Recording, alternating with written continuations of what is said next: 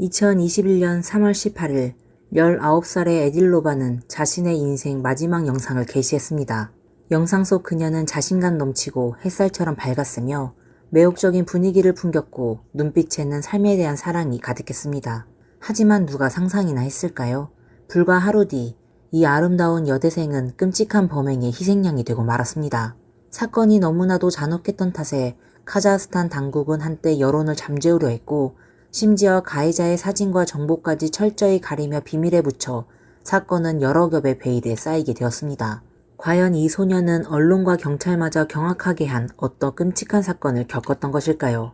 여러분 안녕하세요. 미스터리 수사국에 오신 것을 환영합니다. 아야잔 에딜로바는 2002년에 태어나 카자흐스탄 알마티 남부의 구 시가지에서 성장했습니다. 이곳은 거리들이 좁고 20세기에 지어진 주택들이 뒤섞여 있었지만 지카시답게 도로는 전반적으로 깨끗한 편입니다. 에딜로바의 아버지는 화물 운전사로 매일 도로 위를 달렸고 어머니는 슈퍼마켓 계산원으로 하루에 열 몇 시간씩 일하곤 했습니다.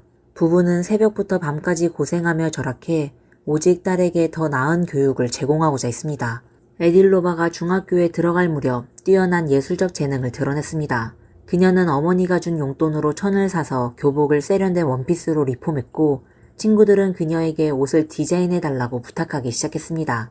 2019년 에딜로바는 알마티 국립기술대학교에 합격해 의상 디자인학부에 진학했습니다. 수업 시간에는 늘 손을 가장 먼저 들며 전문 이론에 대해 남다른 통찰을 보여주곤 했습니다. 그녀의 노트에는 수업 필기뿐만 아니라 다양한 스타일의 디자인 스케치가 가득했습니다. 고전적인 궁정풍에서부터 현대적인 미니멀리즘까지 모든 도안에는 원단 선택, 색상 조합, 제작 디테일까지 정성스럽게 기록되어 있었습니다. 2학년이 되자 그녀의 작품 비단길 위의 불꽃이 교내 디자인 대회에서 두각을 나타냈는데 심사위원들은 민족적 색채를 지니면서도 세련된 감각이 있다고 극찬했습니다. 에딜로바는 수업의 시간에는 가족의 부담을 덜기 위해 우아한 재단사라는 옷가게에서 아르바이트를 했습니다. 그녀는 디자인 실력은 물론 패턴 제작에도 뛰어난 솜씨를 보였습니다. 한 번은 통통한 체형의 여성이 맞는 드레스를 찾지 못해 고민하자 에딜로바는 그녀의 체형에 맞춰 하이웨이스트 A라인 원피스를 디자인했습니다. 어두운 계열의 원단에 정교한 무늬를 더해 체형 단점을 효과적으로 가렸습니다. 곧 그녀는 손님들로부터 많은 칭찬을 받았고 재단소 사장도 그녀를 새롭게 보게 되었습니다. 모든 것이 순조롭게 흘러갔다면 에딜로바는 졸업 후 의상 디자인 분야에서 눈부신 활약을 펼쳤을 것이며 미래 역시 밝고 희망찼을 것입니다. 하지만 한 남자의 등장이 그녀의 모든 꿈을 산상조각냈습니다. 2020년 11월 비가 내리던 어느 날 라흐만 베르디 토레베코프라는 남성이 이 재단소에 들어섰습니다. 당시 그는 잘 다려진 정장을 입고 있었고 학술회의에 참석할 정장을 맞추러 왔다고 했습니다. 치수를 재기 위해 기다리던 중 그는 도안을 그리고 있던 에딜로바를 발견하고 먼저 다가가 말을 걸었습니다. 토레베코프는 자신을 약사라고 소개했지만 미학에 깊은 관심을 갖고 있다고 말했습니다. 에딜로바는 그의 해박한 지식에 끌렸고 두 사람의 대화는 점차 의상 디자인을 넘어 예술, 철학 등 다양한 분야로 확장되었습니다. 토레베코프는 가끔 전문 서적을 가져다 주기도 했고 자신이 일하는 약국을 구경시켜주며 약재 조제 과정이 담긴 미학적 원리를 설명하기도 했습니다. 순수했던 에딜로바는 그의 의도를 한 번도 의심하지 않았고 오히려 그를 인생의 멘토로 여기게 되었습니다. 하지만 그녀는 자신이 점점 깊은 구렁텅이로 빠지고 있다는 사실을 전혀 알지 못했습니다. 2021년 3월 19일 햇살이 따사로운 날이었습니다. 알마티의 거리는 차량과 사람들로 북적였고 에딜로바는 평소처럼 일찍 재단소에 도착했습니다. 그녀는 콧노래를 부르며 천을 정리했고 저녁에 남자친구 알렉산드로와의 데이트를 한껏 기대하고 있었습니다. 이 커플은 예술 동아리에서 처음 만났으며 둘 다 디자인을 전공했기에 공통 관심사가 많았고 반년간의 연애 동안 두 사람은 점점 더 돈독해졌습니다. 이날 데이트에서는 새로 개봉한 영화를 보고 시내 중심에 있는 유명 맛집도 함께 방문할 계획이었습니다. 오후 4시 에딜로바는 하루의 일을 마무리하고 탈의실에서 자신이 가장 좋아하는 흰색 니트와 청바지로 갈아입고 거울 앞에서 화장을 살짝 고쳤습니다. 재단소를 나서기 전 그녀는 알렉산드르에게 자기야 저녁에 봐 라는 메시지를 따로 보냈습니다. 하지만 뜻밖에도 영화가 시작할 시간이 다가올 때까지 에딜로바는 약속 장소에 나타나지 않았습니다. 알렉산드르는 극장 앞에서 초조하게 그녀를 기다리며 계속 전화를 걸었지만 상대방은 전화를 받지 않았습니다. 처음에는 여자친구가 갑자기 무슨 일이 생겨 늦는다고 생각해 메신저로 메시지를 남겼습니다.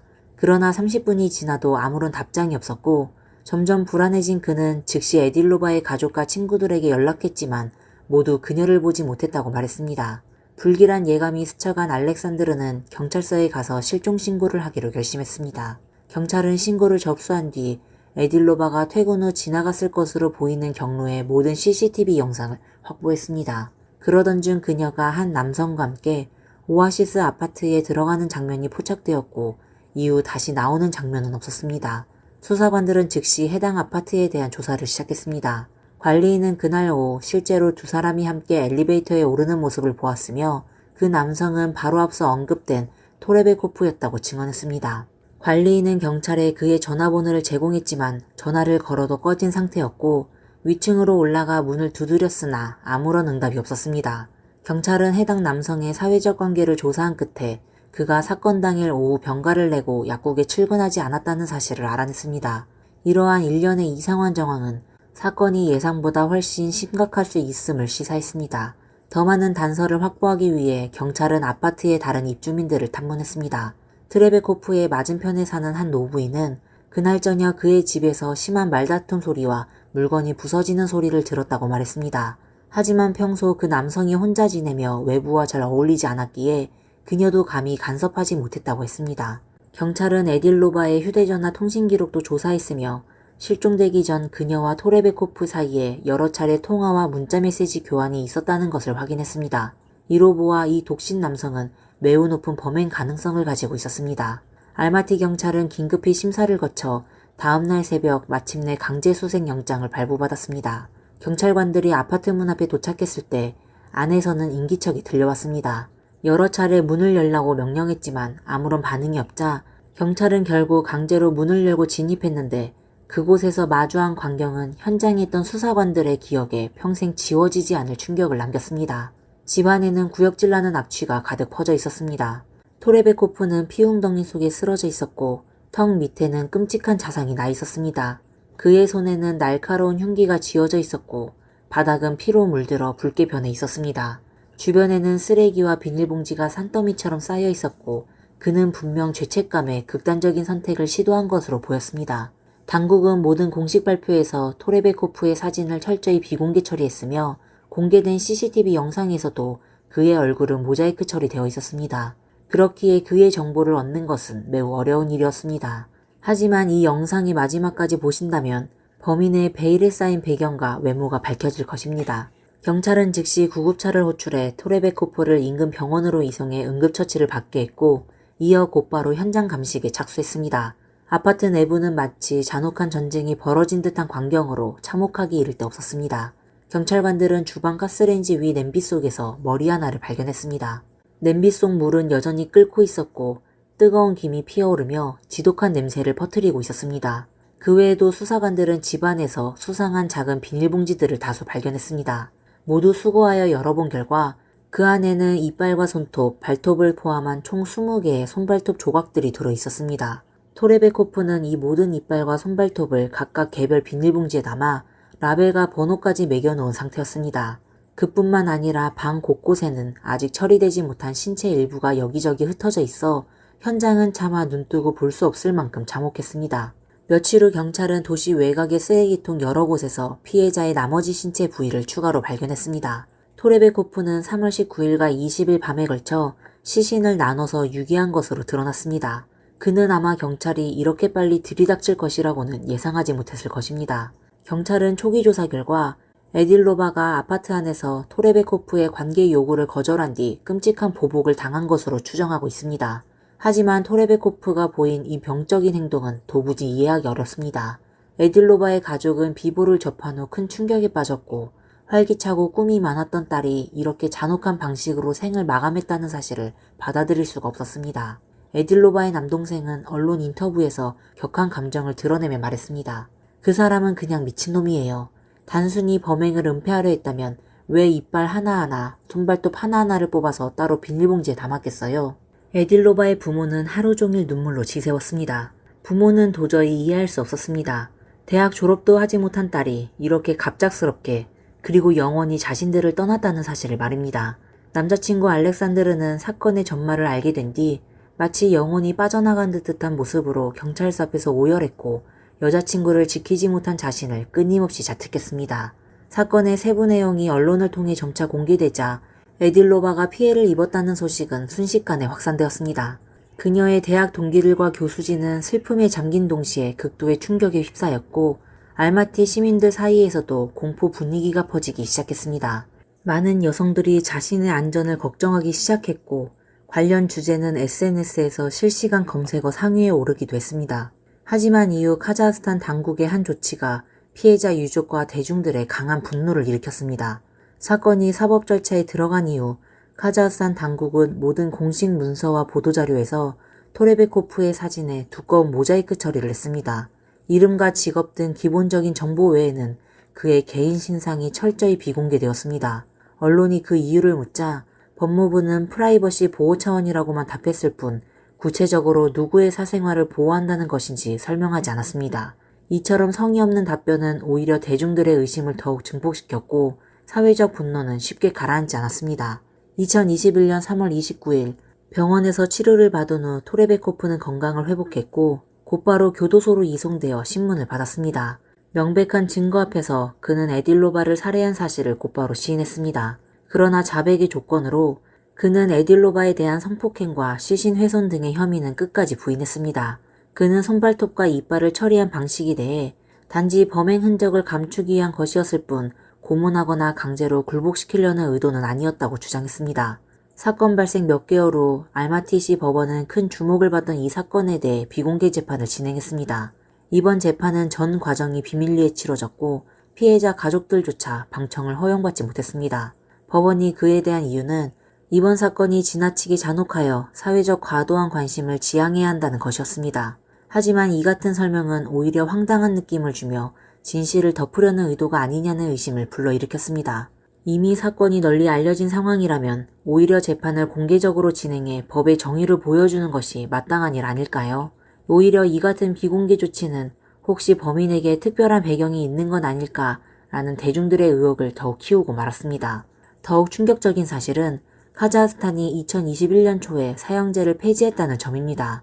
예상대로 재판 결과는 토레베코프의 살인 혐의를 유죄로 인정하며 징역 25년형과 피해자 유족에게 34,000파운드, 하나 약 6,321만원의 배상 판결을 내렸습니다.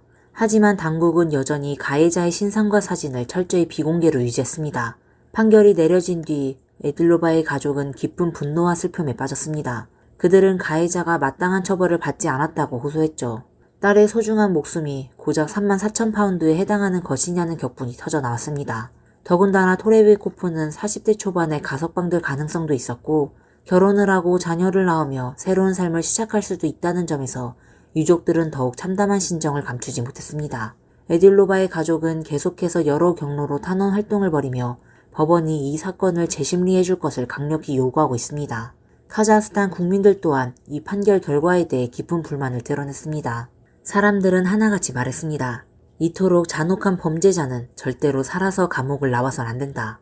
가해자의 수법이 비정상적으로 잔인했기 때문에 이 사건은 온라인상에서 계속해서 확산되었고 관련 논의는 식을 줄 모르고 이어졌습니다. 법원 판결의 부당함을 비판하는 여론 외에도 대중들은 여전히 당국이 왜 범인을 엄벌하기는커녕 오히려 신상 정보를 감추며 보호하려 했는지 도저히 이해할 수 없었습니다. 하지만 다행히도 이번 사건은 인터넷이 고도로 발달한 2021년에 발생했습니다. 고 정의감을 가진 네티즌들이 행동에 나섰고 토레베코프에 대한 신상 추적이 시작되었습니다. 끈질긴 노력 끝에 이들은 마침내 그의 페이스북 계정을 찾아냈습니다.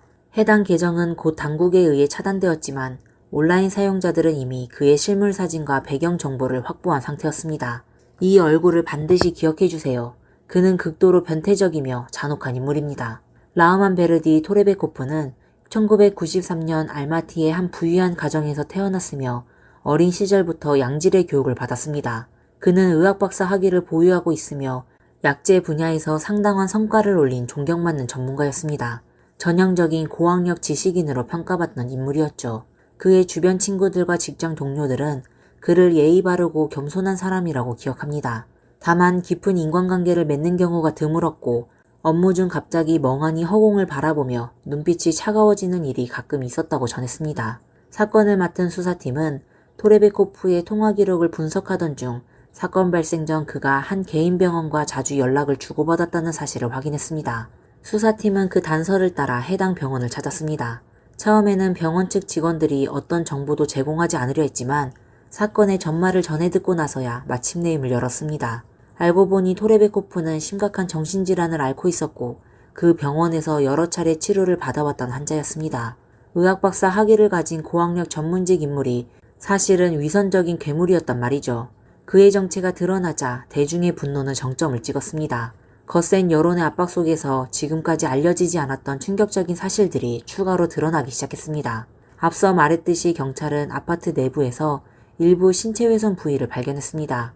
처음에는 피해자 에딜로바의 것으로 판단했지만 이후 도시 외곽 쓰레기통에서 다른 신체 부위들이 추가로 발견되면서 조심스럽게 법의학 검사를 진행했는데 그 결과는 모두를 경악하게 만들었습니다. 감정 결과 아파트에서 발견된 그 일부 시신은 에딜로바의 것이 아니었던 것입니다. 다시 말해 피해자는 한 명이 아닐 수도 있다는 가능성이 제기된 것입니다. 하지만 이에 대해 토레베코프는 완강하게 부인했습니다. 그는 그건 우연일 뿐이며 그런 이상한 것들이 왜 내 집에 있었는지 나도 모른다고 주장했습니다. 일관된 태도는 오직 하나였습니다. 나는 모른다. 나와는 상관없다. 이 의혹에 대해 경찰이 더 깊이 수사했는지 여부는 아직 공개된 바 없지만 현재까지 드러난 정황만으로도 우리는 충분히 추정할 수 있습니다. 토레베코프는 연쇄살인의 가능성이 매우 높은 인물입니다. 왜 그런 추정이 가능한 걸까요? 범죄 심리학의 관점에서 보면 피해자의 신체 일부를 수집하는 행위는 전형적인 기념품 수집 심리의 사례입니다. 이는 많은 연쇄살인범 사건에서 공통적으로 나타나는 특징이죠. 범인들은 이러한 기념품을 통해 범행 당시 느꼈던 통제력과 지배욕을 사건 이후에도 반복해서 되새기며 만족감을 얻습니다. 토레베코프가 선택한 수집 대상이 손톱과 치아였다는 점도 주목할 만합니다. 이러한 부위는 피해자의 생물학적 특성을 고스란히 담고 있어 범죄 당시의 감각을 더 생생하게 떠올리게 만들고 그의 병적인 욕망을 더욱 강하게 자극했을 가능성이 큽니다. 게다가 토레베코프는 단순히 수집에 그치지 않고 각 항목에 번호를 매기는 정리까지 했습니다. 이처럼 강한 질서감과 의식성을 드러내는 행위는 그가 내면 깊숙이 혼란을 두려워하고 절대적인 통제를 갈망하는 성향을 지녔음을 보여줍니다.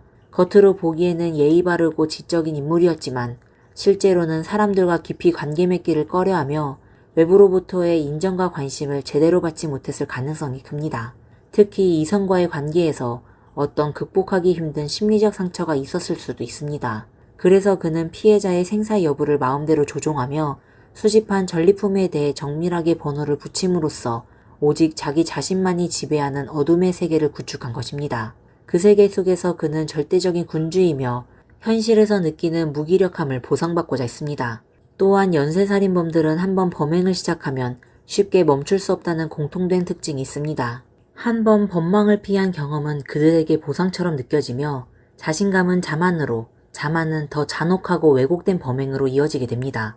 에딜로바의 남동생은 언론 인터뷰에서 누나가 세상을 떠나기 전 무려 24시간 동안 인간 이하의 고통을 당했다고 말했습니다. 그 끔찍한 고문이 얼마나 처절했을지 감히 상상조차 하기 어렵습니다. 그렇기에 이번 사건은 결코 초범이 저지른 범죄로는 보이지 않는다는 것이 그의 판단입니다. 에딜로바가 겪은 비극은 카자흐스탄 사회 전반의 여성 안전 문제에 대한 경각심을 일으켰습니다. 그리고 진실을 파헤치기 위해 행동에 나선 시민들과 네티즌들은 정의의 의미를 몸소 보여주며 피해자의 넋에 작지만 소중한 위로를 전했습니다. 마지막으로 우리는 결국 오래된 질문 하나로 돌아오게 됩니다. 정조와 생명, 무엇이 더 중요한가? 에딜로바의 남동생은 이렇게 말했습니다. 누나는 죽음 직전까지 끝까지 저항했습니다. 생명을 내놓고서라도 정조를 선택한 것입니다. 오늘의 이야기는 여기까지입니다. 이 사건에 대해 여러분들은 어떤 생각을 갖고 계신가요? 여러분의 의견을 댓글로 남겨주세요. 시청해주셔서 감사합니다. 그럼 다음 시간에 다시 찾아뵙겠습니다. 감사합니다. 나는 돈을 너무나 원해요. 돈을 위해서라면 무엇이든 할 수 있을 것 같아요. 어떻게 해야 할까요? 그는 12살 때 인신매매범에게 납치되었고 2년 후에 도망쳐 집으로 돌아왔습니다. 그러고 나서 그는 자신이 직접 인신매매범이 되기로 결심했습니다. 그는 먼저 자신의 친어머니를 팔아버렸습니다. 그 후 두 명의 여동생도 팔아버리고 이미 팔려가서 임신 중이던 어머니를 되찾아왔습니다. 그리고 나서 어머니가 막 낳은 아이도 팔아버렸습니다. 이는 그의 사악한 인생의 시작에 불과했습니다. 안녕하세요. 미스터리 수사국입니다. 오늘은 중국에서 연쇄 사건을 저지르고 조직을 조종하여 77명의 생명을 앗아간 악질 범죄자 펑미아오지 아지에 대해 이야기하려고 합니다. 1966년 9월 아지가 태어났습니다. 그의 고향은 산시성 산양현입니다. 아버지는 게으르고 탐욕스러웠고 집안은 어머니 혼자 유지하고 있었습니다. 당시 농지에서는 곡물이 생산되지 않아 생존을 위해 아지와 그의 아버지는 그걸로 생계를 이어갔습니다. 9살 때 집안 사정이 좋아지면서 아지는 드디어 초등학교에 입학하게 되었습니다. 그러나 1978년 12살이 된 아지는 집이 너무 가난해 학업을 중단하고 길거리에서 구걸을 하며 살아야 했습니다. 구걸을 하던 중 그는 한 호의적인 사람을 만나 이를 소개해주겠다는 제안을 받았습니다. 아지는 즉시 동의하고 그 사람을 따라 차에 올랐습니다. 하지만 그 차는 인신매매범의 차였습니다. 결국 인신매매범은 500위안, 약 9만 5천 원의 그를 허난성의 한 가정에 아동 노동자로 팔았습니다. 아지는 인신매매범이 돈을 세며 기뻐하는 얼굴을 보고도 별다른 감정을 느끼지 않았습니다. 그는 자신이 어디에 있는지 신경 쓰지 않았고 그저 밥을 먹을 수 있는 곳을 찾고 싶었습니다. 하지만 아지는 아동 노동자로 일하는 것이 구걸하는 것보다 더 힘들 줄은 몰랐습니다. 그는 잠깐 졸기라도 하면 채찍질을 당했고 매일 5시간밖에 잠을 잘 수 없었으며 고용주는 자주 며칠씩 그에게 밥을 주지 않았습니다. 아지는 금세 견딜 수 없게 되었습니다. 2년 후 14살이 된 아지는 드디어 기회를 맞이했습니다. 그는 고용주가 목욕을 하는 동안 몰래 도망쳐 집으로 돌아가려 했습니다. 아지는 구걸하며 많은 고난을 겪고 나서야 겨우 가족과 다시 만날 수 있었습니다. 그러나 그를 기다리고 있던 것은 행복과 관심이 아니라 어머니의 냉담함과 계속되는 굶주림이었습니다. 아지는 쓰레기를 주워가며 그걸로 어렵게 가정을 꾸리는 어머니를 보며 한 가지 생각이 떠올랐습니다. 모두 가난 때문에 생긴 일이야. 돈이 없으면 물건을 팔면 되잖아. 16살의 아지는 자신이 인신매매범에게 납치되었던 경험을 떠올렸습니다. 그때 인신매매범은 꽤 많은 돈을 받았습니다. 일을 해도 돈이 안 되고 구걸해도 돈이 안 되니 차라리 나도 인신매매범이 되자. 이성을 잃은 아지는 어머니를 어떻게 팔아넘길지 계산하기 시작했습니다. 아지는 자신이 납치되었을 때의 속임수 방법을 어머니에게 사용했습니다. 그는 외출하는 동안 많은 사람을 알게 되었다고 거짓말하며 장수성에 가정부를 구하는 집이 있는데 월급도 높고 식사와 숙소도 제공되며 환경도 좋다고 말했습니다. 그는 어머니와 함께 그곳에 가서 돈을 벌고 싶다고 했습니다. 다만 그곳에서는 몇 년 동안 계약을 맺어야 한다고 했습니다. 배불리 먹고 싶은 어머니에게 이러한 요구는 전혀 문제가 되지 않았습니다. 그래서 어머니는 흔쾌히 동의했습니다. 하지만 사실 아지가 선택한 구매자는 한 노총각이었습니다. 아지는 어머니를 데리고 장수성에 도착했습니다. 구매자와 아지는 눈짓으로 신호를 주고받았습니다. 이때 아지는 아무것도 모르는 어머니를 바라보며 상대방이 건네주는 돈을 받을지 말지 망설이기 시작했습니다. 돈을 받으면 어머니를 다시는 볼 수 없을 테니까요. 그러나 그는 잠시 망설이다가 곧바로 웃으며 상대방이 건네준 현금을 받았습니다. 떠나기 전 아지는 어머니에게 안심하라고 말하며 자신이 어머니를 데리러 올 것이라고 약속했습니다. 집으로 돌아가는 길에 아지는 어머니를 팔아 번 300위안, 약 5만 7천 원을 들고 있었습니다.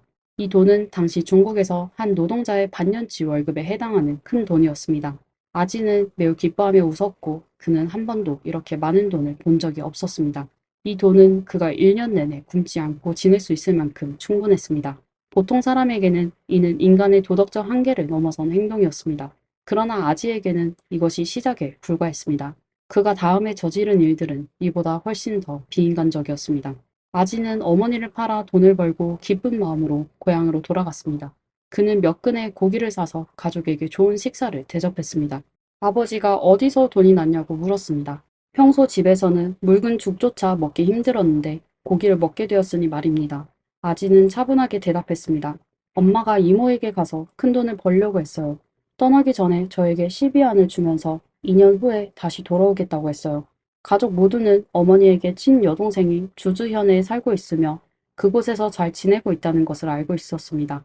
그래서 모두 아지의 말을 믿었습니다. 시간이 흘러가면서 아지는 돈을 몰래 숨겨두고 아무에게도 알리지 않았습니다. 아버지와 여동생이 때때로 배가 고파서 기절할 지경이 되어도 그는 절대 돈을 꺼내 먹을 것을 사지 않았습니다. 그러나 거짓말은 언젠가 들통나기 마련입니다.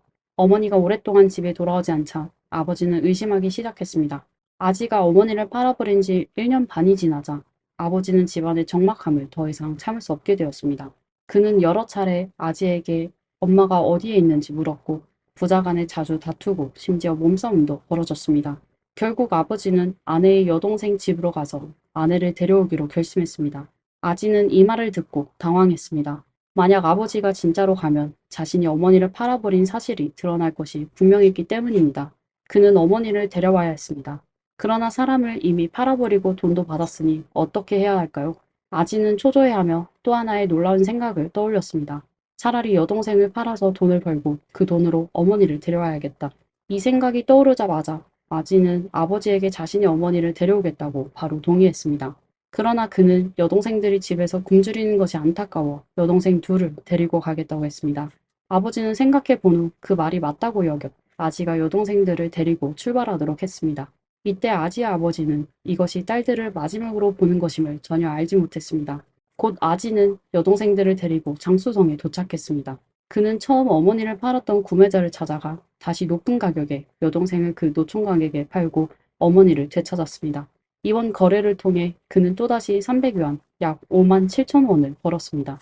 아지는 어머니를 되찾아온 후 마치 연극을 하듯이 울면서 어머니를 끌어안고 자신이 어머니를 많이 그리워했으며 앞으로는 어머니를 잘 모시겠다고 말하며 어머니의 용서를 받았습니다. 그렇게 해서 그는 어머니를 집으로 데려왔습니다. 실종된 여동생들에 대해서는 아지가 그녀들이 부유한 집에 입양되었다고 설명했습니다. 그러나 아지의 사악함은 여기서 멈추지 않았습니다. 그 당시 어머니는 구매자의 아이를 낳은 상태였는데 일이 들통날까 두려워 아지는 이 이복 동생도 팔아버려 600위안, 약 11만 4천 원을 벌었습니다. 이때 아지는 이미 성인이 되어 있었고 더 이상 집에서 구걸하며 살고 싶지 않았습니다. 그는 외출하여 일을 해서 돈을 벌고 싶었습니다. 그래서 가족을 팔아 번 돈을 여비로 사용하여 일을 찾아 나섰습니다. 아지는 교육을 받지 못해 많은 일자리에 받아들여지지 않았고 어렸을 때부터 배불리 먹지 못해 키가 158cm에 불과하고 체중도 50kg이 되지 않았기 때문에 무거운 육체 노동을 할 수도 없었습니다. 아지는 다른 방법을 찾아야 했습니다. 그는 자신을 고아라고 주장하며 여러 곳에서 도제로 들어가 기술을 배우려 했습니다. 이 기간 동안 아지는 많은 친구를 사귀고 몇 가지 기술도 배웠습니다. 1989년 23살의 아지는 친구의 소개로 주주현 신자이 향의 한 외로운 노인에게 입양되었습니다. 그 노인의 이름은 왕젠후이였고 그는 아지를 매우 아꼈습니다. 왕젠후이는 아지를 자신의 친아들처럼 여겼고 자전거 수리 기술을 전수해 주었으며 아지의 이름을 왕홍더로 바꿨습니다. 노인은 아지가 과거의 비참한 경험을 잊고 관대한 마음으로 새로운 삶을 맞이하기를 바랐습니다. 아지는 이 이름을 매우 좋아했는데 이 이름은 그가 마침내 평범한 삶을 가지게 되었음을 의미했습니다. 그는 매일 자전거를 수리하며 돈을 벌었습니다. 시간이 지나면서 왕젠호이는 아지를 완전히 믿게 되었고 몇 년 동안 모은 저축을 아지에게 맡기며 자신을 부양해 줄 것을 부탁했습니다. 그러나 돈을 받은 아지는 다시 비인간적인 모습으로 변했습니다. 어느 날 왕젠호이가 갑자기 병이 나서 급히 돈이 필요했을 때 아지는 상징적으로 5위안, 약 950원을 줄 뿐이었습니다. 노인은 매우 상심하여 그 후로 아지와의 관계를 끊었습니다. 1990년 아지는 주즈현에서 호씨 밑에서 일하던 중 호씨의 딸과 사랑에 빠졌습니다. 그러나 호씨는 아지가 너무 가난하다는 이유로 이 결혼을 반대하고 아지를 가게에서 쫓아냈습니다. 이후 아지는 여자친구를 속여 함께 도망쳤고 자전거 수리로 가족을 부양했습니다. 비록 생활은 어려웠지만 가족의 삶은 점차 나아지고 있었습니다. 6년 동안 아지의 아내는 두 아들을 낳았습니다.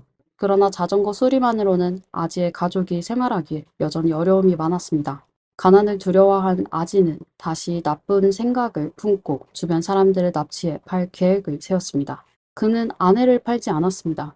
아내는 출산 능력이 있고 그의 생활을 돌볼 수 있으며 그의 생리적 요구를 해결해 줄 수 있어 큰 이용 가치가 있었기 때문입니다. 그래서 아지는 아내가 집에 없을 때 겨우 1살 된 막내 아들을 팔아버렸습니다.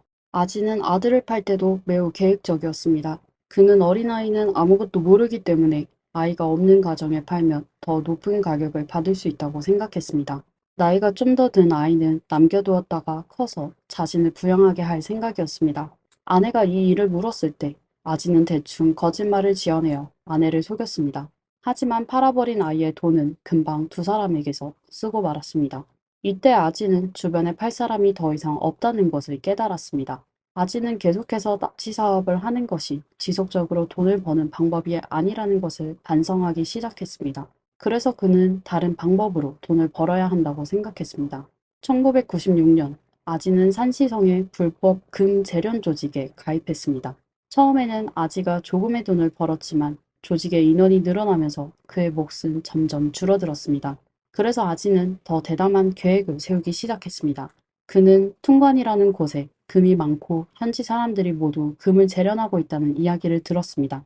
아지는 현지 금 재련업자들을 노리기로 하고 조직에서 대담한 세 사람을 찾아 함께 다른 사람의 금을 훔치기로 결심했습니다.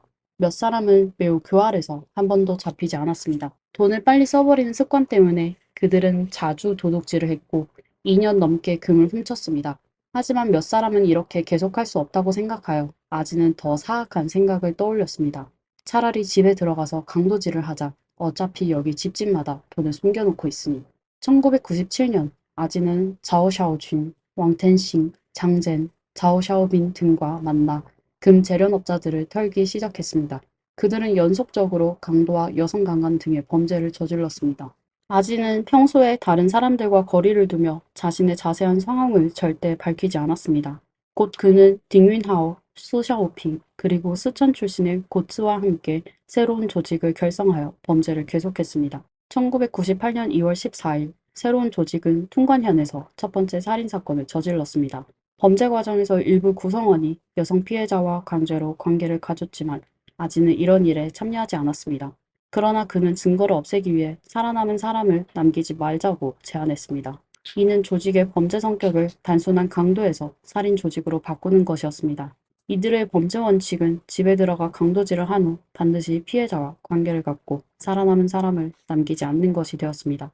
1998년 3월 8일 새벽 1시경 아지 일행은 한 가정집에 도착하여 철망치로 문을 부수고 집 안으로 들어갔습니다. 그들은 집주인의 손발을 묶고 폭행을 가했는데 그 과정에서 실수로 집주인을 죽이고 말았습니다. 그들이 겨우 얻어낸 것은 반쯤 새 것인 노란색 재킷 한 벌뿐이었습니다.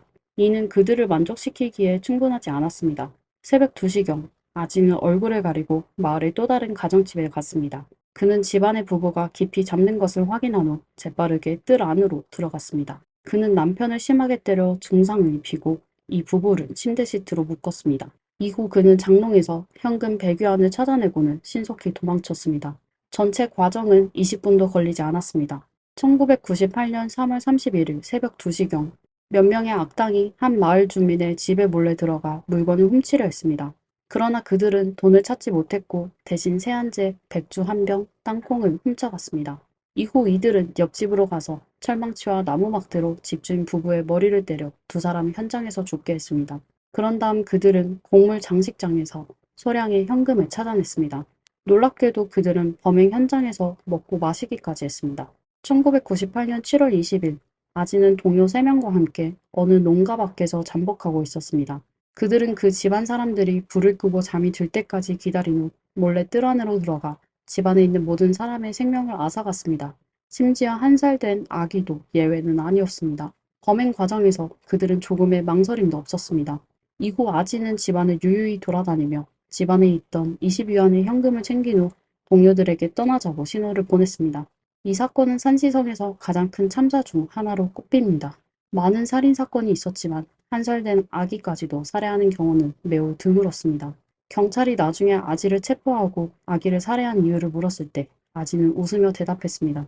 가족 모두가 없는데 그가 살아있는 게 고통스럽지 않겠어요? 나는 그를 위해서 그렇게 한 거예요. 사실 아지는 피해 가족을 전혀 알지 못했으며 이번 범행도 돈을 목적으로 한 것이 아니었습니다. 그가 이 가족을 선택한 이유는 단 하나였습니다. 팀원들 앞에서 자신의 위신을 세우고 앞으로 더 큰 일을 하기 위해서였습니다. 아무도 비인간적인 사람이 앞으로 어떤 일을 저지를지 알 수 없을 것입니다. 단원들이 반복적으로 강도와 살인을 성공하면서 단 10일 만에 그들은 14명의 생명을 앗아갔고 이는 산시성 경찰을 충격에 빠뜨렸습니다. 아지는 매번 범행 후 시간을 내어 복귀하고 경험을 정리했습니다. 그는 각 성의 경계 지역에서 범행을 저지르는 것이 가장 안전하다는 것을 발견했습니다. 이러한 지역에서 사건이 발생하면 경찰이 관할 구역을 넘나들며 수사해야 하기 때문입니다. 아지는 경찰이 협력하는 동안 단원들과 함께 다른 장소로 이동하여 범행을 계속했습니다. 그래서 아지는 몇 명과 함께 허난성으로 가는 기차에 올랐습니다. 가는 길에 아지는 범행을 더욱 안전하게 하고 경찰의 시선을 혼란스럽게 할 기막힌 아이디어를 떠올렸습니다. 단원들이 허난성에 도착한 후 그들은 신속한 탐색 끝에 한 가정을 목표로 삼았습니다. 1998년 8월 4일 그들은 익숙한 수법으로 5명의 생명을 앗아가고 백유한 약 1만 9천 원을 강탈했습니다. 아지는 떠나기 전 동료들의 충격적인 시선 속에서 집주인 남성의 성기를 잘라냈습니다. 다른 단원들은 그가 왜 이렇게 하는지 이해하지 못했지만 아지는 이렇게 하면 경찰이 이를 감정적 갈등으로 인한 상해 사건으로 오인할 것이라고 설명했습니다. 아지는 자신의 계략에 대해 매우 자부심을 느꼈고 이는 그를 동료들 사이에서 숭배의 대상으로 만들었습니다. 하지만 아지의 사악함은 여기서 끝나지 않았습니다.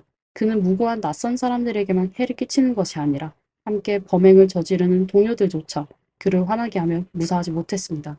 결국 그는 자신의 가족조차도 납치할 수 있는 인간 이하의 존재였습니다. 아지의 단원 중 고츠라는 멤버는 아지를 매우 존경했습니다. 4명이 산시성 경계에서 연속으로 4번의 범죄를 저지른 후 아지는 잠시 멈추기로 하고 단원을 해산했습니다. 당시 아지는 우회하여 자신의 고향으로 돌아갔습니다. 그러나 집에 도착한 첫날 밖으로 물을 길러 나가려던 아지는 문을 열고 웃고 있는 고츠를 보고 깜짝 놀랐습니다. 아지는 이렇게 먼 길을 돌아온 이유가 자신의 거처를 들키지 않기 위함이었는데 고츠가 따라온 것입니다. 아지는 전례 없는 위협을 느끼고 고츠를 제거할 방법을 계산하기 시작했습니다. 원래 2달 동안 쉬려고 했던 아지는 즉시 계획을 수정하여 고츠와 함께 동료들과 다시 합류해 범행을 재개하기로 결정했습니다. 길을 가는 내내 아지는 동료들의 의심을 사지 않으면서도 고츠를 제거할 가장 손쉬운 방법을 고민했습니다. 곧 아지는 완벽한 계획을 세웠습니다. 1998년 3월 31일 단원 4명이 다시 합류한 후 아지는 다른 2명의 동료를 몰래 불러들였습니다. 그는 2사람에게 고츠가 매번 물건을 몰래 숨기고 이제는 동료들을 배신하고 경찰에 정보를 넘기려고 한다고 말했습니다. 단원들이 가장 싫어하는 것은 내부의 적이었기 때문에 3사람은 즉시 고츠를 제거하기로 의견을 모았습니다. 그들은 평소처럼 한 가정을 목표로 정하고 범행을 저질렀습니다. 범행이 끝난 후 아지는 몰래 고츠를 부엌으로 데려가 식용유 통을 건네며 말했습니다. 이걸 가져가. 집에 가서 요리할 때 쓸 수 있을 거야. 이 기름도 싸지 않아. 고츠는 아지가 자신을 생각해 준다고 여겼지만 그 기름이 그의 마지막을 위한 것임을 전혀 알지 못했습니다. 4사람은 밤을 틈타 도망치다가 깊은 도랑 근처에 이르렀을 때 아지는 다른 2사람에게 신호를 보냈고 3사람은 함께 돌을 들어 고츠의 머리를 내리쳤습니다. 그 후 아지는 천천히 고츠의 몸에서 식용유를 꺼내 반은 고츠의 몸에 부었고 나머지 반은 나무에 매달아 병뚜껑의 구멍을 통해 기름이 한 방울씩 떨어지도록 했습니다. 그 후 아지는 고츠의 몸에 불을 붙였고 불이 다 타고 나서 고츠는 숫덩이로 변했습니다. 고츠를 제거한 후 아지는 나머지 2명에게 새로운 규칙을 세웠습니다. 그는 나는 여러 지방에 방언을 구사할 수 있어서 경찰의 시선을 혼란스럽게 할 수 있다. 앞으로는 내 지시에 따라 행동하라고 말했습니다. 아지는 반복된 범행을 통해 다음과 같은 규칙을 정리했습니다. 금, 은, 보석과 현금만 훔치고 쉽게 처분할 수 없는 물건은 절대 가져가지 않는다. 아지는 여성 피해자에 대한 성적 욕구 해소에 참여하지 않으며 참여하는 사람은 절대로 체액을 남기지 않는다. 구성원 간에 서로의 정보를 캐묻지 않아야 하며 이는 구성원이 체포되어 자백하는 것을 방지하기 위함이다. 범행 도구와 가면은 반드시 집안에 있는 물건을 사용해야 한다. 아지 일당은 매우 높은 빈도로 범죄를 저질렀습니다. 첫 번째 집에서 범행을 마친 후 그들은 즉시 차를 타고 60km 떨어진 곳으로 가서 계속해서 범죄를 저질렀습니다. 2사건의 간격은 24시간을 넘지 않았으며 그 사이에는 아지가 일당을 데리고 상황을 탐색하는 시간도 포함되었습니다. 처음에 그는 돈을 위해 사람을 해쳤습니다. 하지만 범죄가 점점 늘어나면서 아지는 다른 사람의 생명을 지배하는 쾌감에 중독되기 시작했습니다. 단순히 사람을 해치는 것만으로는 만족하지 못하고 점점 더 병적인 생각을 가지게 되었습니다. 아지가 사후 처리를 맡으면서 일당은 더욱 대담해졌습니다. 그들은 허난성과 산시성의 경계에서 이동하며 범죄를 저질렀습니다. 1998년 8월 14일 일당은 산시성으로 돌아와 3명의 생명을 앗아갔고 천위안 약 19만 원을 강탈했으며 여주인은 성폭행을 당했습니다. 1998년 8월 17일 일당은 다시 3명을 해치고 강도질을 시도했으나 이웃에게 발각되었습니다. 어쩔 수 없이 그들은 신속히 도망쳤습니다. 돈을 훔치지 못한 아지는 매우 화가 났습니다. 그는 즉시 일당을 데리고 새로운 목표를 찾아 마음의 짜증을 풀기로 했습니다.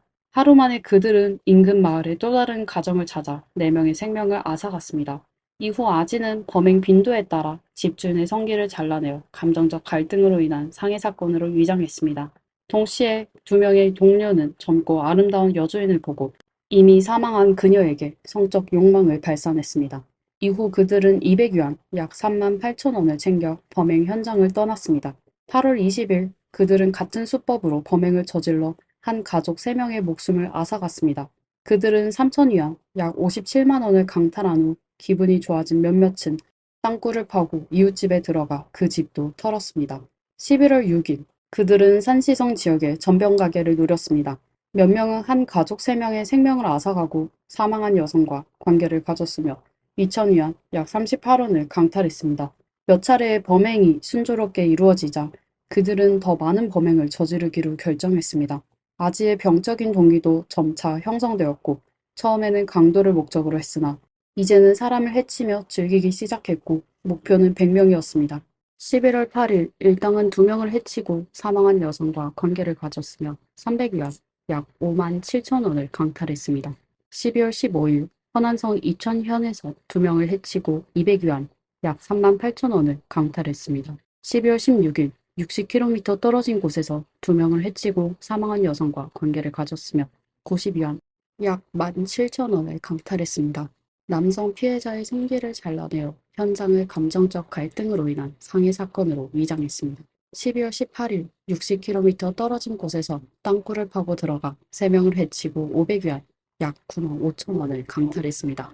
12월 20일 60km 떨어진 곳에서 벽을 뚫고 들어가 2명의 생명을 앗아가고 3천위안 약 57만 원을 강탈했습니다. 이렇게 해서 1998년부터 1999년까지 단 1년 만에 77명의 무고한 사람들이 아지 일당에게 목숨을 잃었습니다. 연속적인 범죄의 성공은 아지에게 큰 자신감을 주었습니다. 그러나 그는 자신의 계획이 한 번의 실수로 인해 잡힐 것이라고는 전혀 예상하지 못했습니다. 1년이 넘는 기간 동안 이어진 대규모 연쇄 사건은 산시성과 각 지방의 공안에게 큰 분노를 일으켰고 심지어 중국 국가 지도자들도 이 사건에 관심을 가지게 되었습니다. 각지에서는 최대 규모의 경찰 인력을 동원하여 수색에 나섰으며 출동 인원은 10,000명에 이르렀습니다. 안타깝게도 그 시절의 형사 기술은 매우 열악했으며 많은 사건이 조사와 수색에 시간을 필요로 했습니다.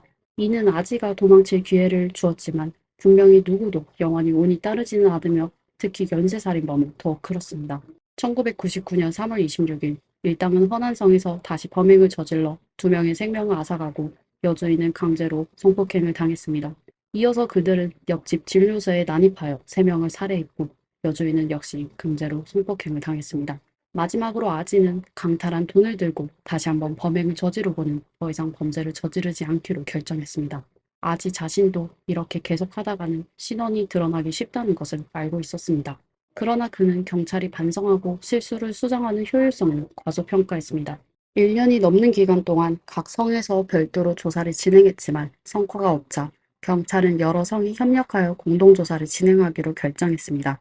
많은 형사 전문가들의 신속한 조사를 통해 마침내 경찰은 실마리를 찾게 되었습니다. 그중 중요한 실마리는 1999년 1월 아지의 손에서 간신히 살아남은 피해자가 제공한 것이었습니다. 그가 제공한 단서로 경찰은 아지를 특정할 수 있었습니다. 한편 아지는 여전히 자신의 계산에 빠져 있었습니다. 그는 경찰과 맞서고 싶었고 자신의 범행 속도만 빠르다면 경찰을 이기고 자신을 잡을 수 없을 것이라고 생각했습니다. 4월 11일 오전 10시 아지가 다음 범행 장소로 가기 위해 옷을 입고 준비하던 중 현장에 도착한 경찰에 의해 현장에서 체포되었습니다. 경찰이 20분만 늦게 도착했어도 아지는 이미 남쪽으로 가는 기차에 탔을 것입니다. 아지는 체포된 후에도 여전히 솔직하지 않았습니다. 그는 처음에는 아무 말도 하지 않고 10시간 동안 단식하며 이후에는 거품을 물고 아픈 척을 했습니다. 하지만 공안국장 유신생은 그의 속임수를 일찌감치 간파했습니다. 그는 직접 아지를 신문하며 아지의 남아있는 인간성을 이용해 그의 내면을 자극했습니다. 아지는 평생 다른 사람 전혀 신경 쓰지 않았지만 자신의 아들에 대해서만은 비교적 잘 대해주었습니다. 결국 공안국장 유신생은 아이에게 천위안의 생활비를 주겠다는 이유로 아지의 적개심을 없앴습니다. 그리고 아지의 집에서 발견된 작물을 이용해 아지의 자백을 성공적으로 이끌어냈습니다. 1999년 5월 3일 피고인 아지, 디민하오, 소샤오핑은 고의 상해죄, 강도죄, 절도죄, 여성 모욕죄 등 여러 죄목으로 법원에서 사형을 선고받았습니다. 아지의 초기 단원 중 왕텐신, 장젠, 자오샤빈도 법에 따라 책임을 지고 사형을 선고받았습니다. 2000년 1월 28일 아지는 사형이 집행되었습니다. 전체 사건을 되돌아보면 아지는 가난한 가정에서 태어났으며 부모 역시 양육에 책임을 다하지 않았습니다. 그는 불쌍하지만 매우 증오스러운 인물입니다. 가정을 떠난 후에도 그는 개과천선하려 하지 않고 오히려 자신을 타락시켜 범죄자가 되었습니다. 그는 자신과 같이 가난하고 열악한 환경에 있는 농촌 주민들을 목표로 삼았습니다. 그의 눈에는 인간의 생명이 몇십 위안의 가치도 없었습니다. 아지는 어린 시절의 고난을 자신을 변호하는 이유로 삼겠지만 이는 전혀 설득력이 없습니다. 사실 아지의 본명은 펑마오지로 3살 때 어머니가 그를 사찰에 맡겼기 때문에 붙여진 이름입니다. 초등학교에 들어갈 때 선생님이 그의 이름을 바꾸어 주었습니다. 아지에게는 친동생도 있었고 그 역시 사찰에서 자랐습니다. 두 사람 모두 배고픔을 견디며 구걸을 했습니다. 결국 동생은 출가하여 다른 사람들을 돕는 길을 선택했습니다. 반면 형은 강도와 살인을 저지르는 길로 들어섰습니다. 그래서 비참한 어린 시절은 아지가 자신을 타락시키는 이유가 될 수 없습니다. 어니스트 밀러 해밍웨이는 책에서 이렇게 썼습니다. 삶은 언제나 우리에게 상처를 입히지만 나중에 그 상처 입은 곳은 반드시 우리가 가장 강해지는 곳이 될 것이다. 우리는 어둠을 경험한 후에도 여전히 밝게 살아갈 수 있기를 바라며 아지처럼 타락하지 않기를 바랍니다. 이상으로 이번 영상의 모든 내용을 마치겠습니다. 이번 내용에 대해 의견이 있다면 댓글로 남겨주세요. 영상이 좋으셨다면 좋아요와 구독을 잊지 마세요. 여기는 미스터리 수사국입니다. 다음 시간에 또 만나요. 안녕하세요. 미스터리 수사국입니다. 2012년 10월 6일 자정이 지난 후 필리핀 파사이시티의 마카파갈 대로를 따라 2명의 젊고 아름다운 모델이 산책을 하고 있었습니다. 그때 갑자기 검은색 자동차가 그들의 옆에 멈추더니 차량의 뒷좌석에서 한 남자가 재빨리 뛰어내려 두 모델이 반응도 하기 전에 길가에 가까이 있던 모델을 차 안으로 끌어당겨 문을 닫고 사라졌습니다.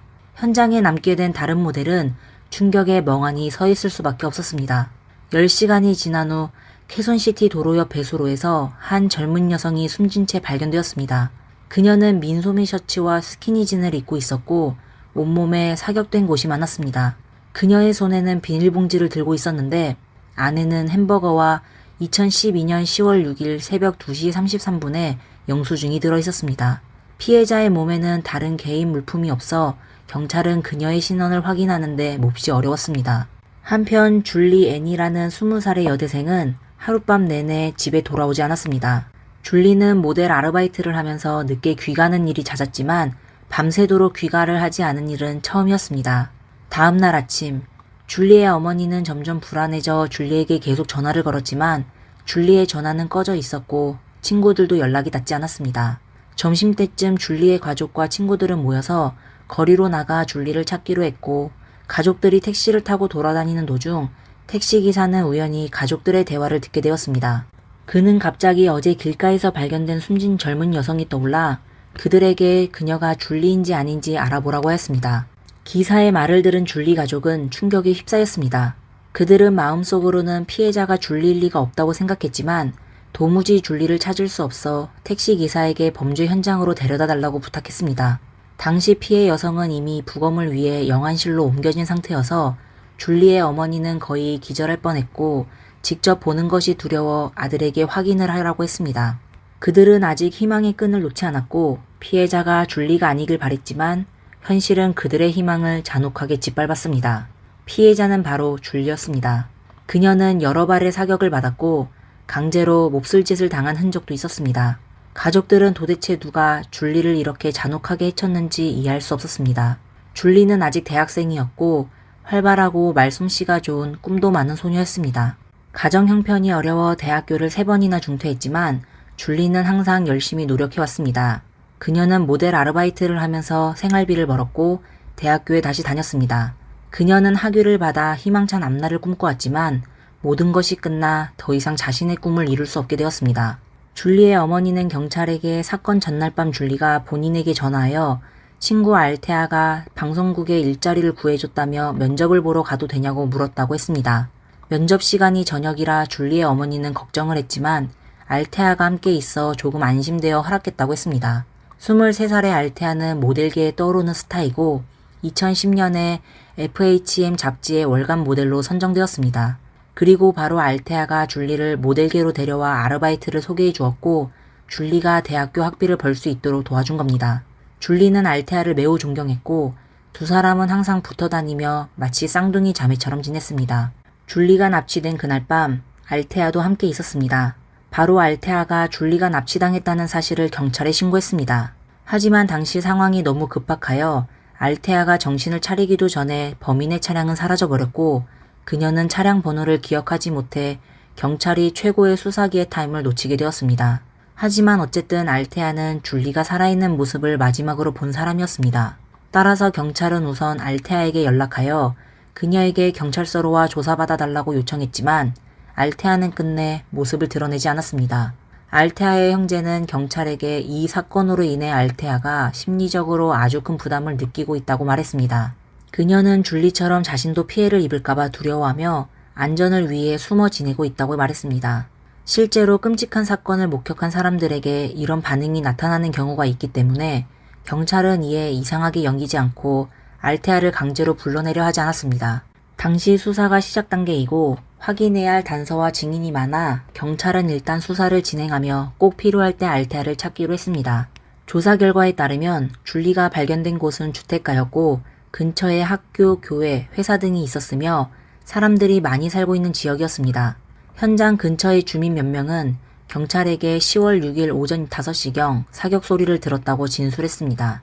그리고 그 소리에 잠에서 깬 주민들은 창문 밖을 내다봤는데 줄리가 버려진 곳에서 미쓰비시 몬테로 차량이 빠른 속도로 달아나는 것을 목격했다고 했습니다. 몇몇 주민들의 말에 따르면 차량 번호는 TW0505였지만 밤이 깊어 차량의 색상을 정확히 확인할 수 없었고 진한 색깔의 차량이라는 것만 알 수 있다고 했습니다. 한편 법의학팀은 경찰에게 줄리가 발견될 당시 손에 들고 있던 비닐봉지를 제출했습니다. 비닐봉지 안에는 시간이 기재된 영수증이 있었는데 이는 줄리가 피해를 당했을 때 시간을 확인하는 데 큰 도움을 주었습니다. 경찰은 2012년 10월 6일 새벽 2시 33분에 누군가가 패스트푸드점에서 2인분의 햄버거를 구매했다는 사실을 알아냈습니다. 경찰은 바로 해당 패스트푸드점에 연락하여 CCTV 영상을 확보했고 그 시간에 음식을 구매한 사람이 페르난도라는 것을 밝혀냈습니다. 그는 문신이 있는 키 큰 남자였고 놀랍게도 피해자 줄리의 절친 알테아의 남자친구였습니다. 페르난도는 검은색 미쓰비시 몬테로를 운전하며 종종 알테아를 집에 데려다 주어 많은 사람들이 그를 알고 있었습니다. 그럼 줄리를 납치하고 해친 범인이 알테아의 남자친구일까요? 그렇다면 그의 동기는 무엇일까요? 그는 줄리가 그의 여자친구의 가장 친한 친구라는 사실을 몰랐을까요? 경찰은 알테아를 찾아 사실을 신문하기로 결심했습니다. 하지만 이전과 마찬가지로 알테아는 여전히 경찰에 협조하지 않았고 경찰은 어쩔 수 없이 인력을 배치하여 알테아의 집을 24시간 감시하였습니다. 얼마 지나지 않아 한 대의 차량이 알테아의 집으로 들어가 몇십 분 후 다시 나왔습니다. 경찰은 그 차량을 따라가 알테아의 남자친구인 페르난도의 집까지 가게 되었습니다. 그의 집 마당에는 검은색 미쓰비시 몬테로가 주차되어 있었는데 차량 번호는 목격자가 말했던 TW0505였습니다. 조사 결과 그 차량은 페르난도의 어머니 명의로 되어 있지만 페르난도가 평소 운전하고 있었습니다. 경찰은 페르난도의 집 문을 두드렸고 예상대로 페르난도와 알테아가 집 안에 있었습니다. 알테아가 안전을 위해 숨어 있다고 했던 곳이 바로 용의자의 집이었던 것입니다. 2012년 10월 9일 알테아와 페르난도는 공식적으로 조사를 받게 되었습니다. 페르난도는 경찰이 어떤 증거를 제시해도 이번 사건과는 아무런 관련이 없다고 주장했습니다. 반면 알테아는 몇 마디 말도 하지 않았는데 울면서 경찰에게 본인은 단지 남자친구에게 줄리를 혼내주라고 부탁한 거라며 이렇게 큰일이 될 줄은 몰랐다고 말했습니다.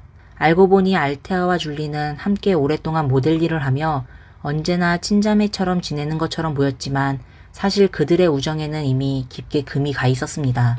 알테아의 말에 따르면 줄리는 모델계에서 알테아의 비밀을 퍼뜨리고 다녔습니다. 그녀는 알테아가 사생활이 문란하고 다른 남자와 아이 둘을 낳았다는 소문을 퍼뜨렸습니다. 이는 알테아에게는 치명적인 타격이었습니다. 모델계는 워낙 변화가 빠른 곳이라 알테아는 힘들게 지금의 위치까지 올라왔는데 만약 그녀가 아이를 낳았다는 사실이 사람들에게 알려진다면 모델로서의 삶은 끝장날 것입니다. 한 가지 언급해야 할 건 알테아는 정말로 두 아이를 낳았었습니다. 하지만 문제는 그게 아니었습니다. 알테아는 줄리가 한 짓에 분노하게 되었습니다. 줄리는 알테아의 인격을 모욕했을 뿐만 아니라 그녀의 꿈을 망쳐버렸다고 생각하여 그녀는 줄리에게 엄청난 대가를 치르게 해야 하고 줄리가 본인을 함부로 대하지 못하도록 혼쭐을 내야 한다고 생각했습니다. 이렇게 알테아는 남자친구인 페르난도를 찾아가게 되었습니다. 페르난도는 32살의 문신가게 주인이었고 알테아에게 사람을 괴롭히는 것은 자신에게 맡기라며 원하는 대로 줄리를 혼쭐 내줄 수 있다고 말했습니다. 알테아의 계획대로라면 페르난도는 다른 사람을 시켜 줄리를 사람 없는 곳으로 납치한 후 구타를 하거나 불구로 만든 뒤 다시 풀어줘서 줄리가 평생 모델 일을 못하게 하려고 했습니다. 하지만 줄리가 납치되는 순간 모든 건 알테아의 통제를 벗어났습니다. 겁을 먹게 된 알테아는 페르난도의 말을 무시하고 줄리가 납치당했다는 사실을 경찰에 신고했습니다. 알테아는 자신이 약간의 악의적인 마음은 있었지만 법을 어기지 않은 무고한 사람이라고 주장했지만 경찰은 그녀의 이야기를 믿지 않았습니다. 알테아는 경찰에 신고했지만 도움이 되는 아무런 정보도 제공하지 않았습니다. 한때는 차량 번호를 기억하지 못한다고 말했다가 또 잠시 후에는 차량 종류를 제대로 보지 못했다고 말했고 또 후에는 범인이 어떤 옷을 입고 있었는지 모른다고 말하며 계속해서 경찰들을 혼란스럽게 만들었습니다. 그녀는 진심으로 줄리를 구하려고 했던 것일까요? 아니면 경찰 수사를 방해하려고 했던 것일까요? 줄리가 납치된 후에도 알테아는 아무 일도 없었던 것처럼 행동했습니다. 그녀는 소셜미디어에 줄리와 함께 찍은 사진을 계속 올리며 마치 줄리와의 우정이 변치 않음을 과시하며 그녀는 대중 앞에서 연기를 했습니다. 특히 기자와의 인터뷰에서 알테아는 슬픔을 전혀 보이지 않았을 뿐만 아니라 중요한 정보를 의도적으로 누락하고 잘못된 단서를 제공했습니다. 알테아의 행동은 그녀가 줄리를 해친 진범이란 의심을 사게 됐습니다. 한편 다른 신문실에서는 알테아가 자백했다는 소식을 들은 페르난도는 당황하게 되었습니다. 그는 여전히 자신은 무죄라고 주장하며 친구 제이마르 와라지와 와라지의 두 명의 친구에게 책임을 돌렸습니다. 그는 줄리를 그 셋에게 넘겨준 후 떠났고 그 셋이 줄리에게 무슨 짓을 했는지는 전혀 모른다고 주장했습니다. 하지만 그 세 명의 용의자는 쉽게 체포되지 않았습니다. 그들은 무기를 들고 필사적으로 저항하여 그중 한 명은 저항 과정에서 숨지게 되었습니다. 결국 경찰은 22살의 와라지와 28살의 젤렌 파사윌란만을 체포하였습니다. 체포된 와라지는 바로 자백했는데 그는 사건의 누락된 부분을 채웠을 뿐만 아니라 새로운 용의자인 탈리브를 털어놓았습니다. 와라지의 말에 따르면 그는 돈 때문에 페르난도를 도운 것이 아니라 의리를 지키기 위해 그를 도왔다고 했습니다. 페르난도가 자신에게 자주 밥과 술을 사주며 아주 잘 대해줬기 때문에 그는 페르난도의 부탁을 거절할 수 없었다고 말했습니다. 하지만 와라지는 납치는 인정했지만 사람을 해치는 짓에는 관여하지 않았다고 주장했습니다. 그는 모든 범행이 알테아가 계획한 것이고 페르난도가 지시했으며 탈리브가 피해자를 사격했다고 진술했습니다. 와라지는 사건 당일 페르난도가 알테아의 문자를 받은 후 탈리브 그리고 본인과 같이 길가에서 그녀들을 기다렸다고 했습니다. 몇 분 후 그들은 줄리와 알테아가 영화관에서 나오는 걸 보고 바로 마스크를 쓰고 줄리를 납치하여 차에 태워 현장을 떠났습니다. 그리고 그들은 줄리를 미리 준비해둔 곳으로 데려갔습니다. 당시 거기에는 이미 용의자 친구 2명이 기다리고 있었는데 줄리는 마스크를 쓴 채 눈을 가리고 있어 그들이 누구인지 알 수 없었습니다. 이렇게 한 이유는 그들이 줄리를 혼내주고 다시 풀어주면 줄리가 경찰에 신고하더라도 그들을 알아보지 못할 것이라고 생각했던 것입니다. 하지만 뜻밖의 와라지는 대화 중에 페르난도의 이름을 실수로 불렀습니다. 줄리는 알테아와 친한 친구여서 그녀의 남자친구 이름을 잘 알고 있었습니다. 줄리는 즉시 상황을 파악하고 미친 듯이 사정하며 페르난도에게 과거의 친분을 생각해서 자신을 풀어달라고 애원했습니다. 당시 마침 알테아가 페르난도에게 전화를 걸어 이미 경찰에 신고하여 경찰이 곧 도착할 거라고 그곳을 빨리 떠나라고 말했습니다. 페르난도가 떠난 후 와라지는 어떻게 해야 할지 몰라 다른 2명의 나쁜 친구들에게 줄리를 지키라고 하고 본인은 다른 방에 들어가 자게 되었습니다. 한편 탈리브는 줄리가 있는 방으로 들어가 줄리에게 몹쓸 짓을 저질렀습니다. 그래도 부족했는지 탈리브는 친구 알도스에게 전화하여 여기에 예쁜 여자가 있는데 돈 주고 한번 해볼래? 라고 물었습니다. 알도스는 대담하게 차를 몰고 바로 그곳에 도착했습니다. 그 후 탈리브는 마치 닭고기를 파는 것처럼 줄리를 알도스에게 팔아넘겼습니다. 와라지의 2 친구는 그 상황을 보고 어떻게 해야 할지 몰라 와라지를 깨어 어떻게 하겠냐고 물었습니다. 와라지가 줄리가 있는 방문을 열고 들어가자 알도스가 무기를 들고 줄리의 얼굴을 겨누고 있는 모습을 보게 되어 와라지는 알도스와 맞서 싸울 용기가 나지 않았습니다. 와라지는 좋은 말로 알도스를 달래려고 했지만 알도스는 비열하고 혐오스럽게 내가 좀 쓰면 어때? 어차피 나중에 처리할 거잖아 라고 대답했습니다. 결국 알도스는 하고 싶은 대로 하겠다며 와라지를 방 밖으로 쫓아내고 방문을 닫았습니다. 몇십 분이 지난 후 알테아의 남자친구인 페르난도가 돌아왔는데 그는 햄버거를 사와서 줄리에게 건네며 배고픔을 달래라고 했습니다. 하지만 그는 햄버거 봉투 안에 있는 영수증을 중요히 여기지 않아 결국 그 영수증은 나중에 경찰이 사건을 해결하는 결정적인 단서가 되었습니다. 줄리는 도저히 아무것도 먹을 수 없었고 그냥 비참하게 그들에게 애원하며 자신을 풀어달라고 간청했습니다. 그녀는 아직도 그들이 자신을 살려줄 것이라는 희망을 버리지 못했습니다. 사실 페르난도는 이미 탈리브와 알도스에게 줄리를 해치라는 지시를 내렸습니다. 줄리는 다시 검은색 미쓰비시 몬테로 차 안으로 끌려갔습니다. 알도스가 먼저 줄리를 향해 사격했고 탈리브가 연이어 몇 번 더 쏘았습니다. 줄리가 숨을 거두는 것을 확인한 후 그들은 줄리를 길가에 버리고 바로 현장을 떠났습니다. 며칠 후 알테아와 그녀의 남자친구 페르난도, 와라지는 고의상해 혐의로 기소되었습니다. 탈리브와 알도스는 도피 중인데 만약 그들이 잡히면 역시 고의상해 혐의로 기소될 것입니다. 2013년 2월 12일에 재판이 시작됐지만 알테아와 페르난도는 2013년 3월까지 아무런 항변을 하지 않았습니다. 그들의 변호사는 계속해서 기각을 요청했습니다. 그들은 알테아와 페르난도가 불법적으로 체포되었다고 주장했지만 법원은 그들의 요청을 기각했습니다. 이후 변호사는 새로운 주장을 제기하며 원심 법원이 이 사건에 대한 관할권이 없다는 주장을 했지만 역시 기각되었습니다. 한편 이 사건은 필리핀에서 극형제도 부활 여부를 놓고 뜨거운 논쟁거리로 떠올랐지만 안타깝게도 이 논쟁은 오늘날까지 결론을 내리지 못했습니다. 안타깝게도 2013년 이후로 이 사건 재판의 진행 상황에 대한 소식은 더 이상 들리지 않았습니다. 지금까지 법원에서 판결이 내려졌는지조차 확인할 수 없었고 도망친 2명의 범인이 잡혔는지도 알 수 없습니다. 특히 와라지와 함께 체포되었던 젤레는 이번 사건에 중요한 역할을 하지 않아 경찰은 그를 불법 무기 소지 혐의로만 기소하고 구금했습니다. 젤레는 얼마 지나지 않아 보석으로 풀려났지만 반년도 채 지나지 않아 아침 식사를 하던 중 누군가의 공격을 받아 숨지게 되었습니다. 하지만 놀랍게도 그의 가족들은 경찰이 그들 집을 수사하는 것을 강력하게 거부했습니다. 젤렌의 아내는 심지어 가해자를 찾는 것을 포기한다고 말했습니다. 결국 경찰은 젤렌 가족의 비협조적인 태도 때문에 지금까지도 젤렌을 공격한 범인을 찾지 못했습니다. 현재 알테아와 페르난도는 여전히 감옥에 있습니다. 이 재판은 앞으로도 상당 기간 동안 지지부진하게 이어질 것으로 보입니다. 하지만 줄리의 가족과 법률팀은 진행 속도가 느리더라도 결국 정의가 실현될 것이라고 믿고 있습니다. 오늘의 사건은 여기까지입니다. 시청해주셔서 감사합니다. 좋아요와 구독 부탁드리고 다음 영상에서 뵙겠습니다. 감사합니다.